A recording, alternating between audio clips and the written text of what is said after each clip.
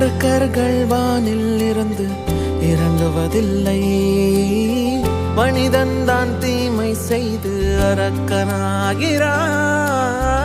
இதயத்தில் தர்மம் என்றும் உறங்குவதில்லை, இதை உணர்பவன் தானே மீண்டும் மனிதன் ஆகிறான்.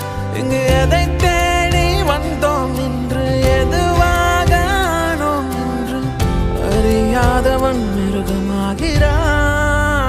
நான் யார் இறைவா, விடைத்தாய் இறைவா. நான் யார் இறைவா, பதில் சொல்ல மண்ணில் வருவாயா. நான் யார் இறைவா, விடைத்தாய் இறைவா.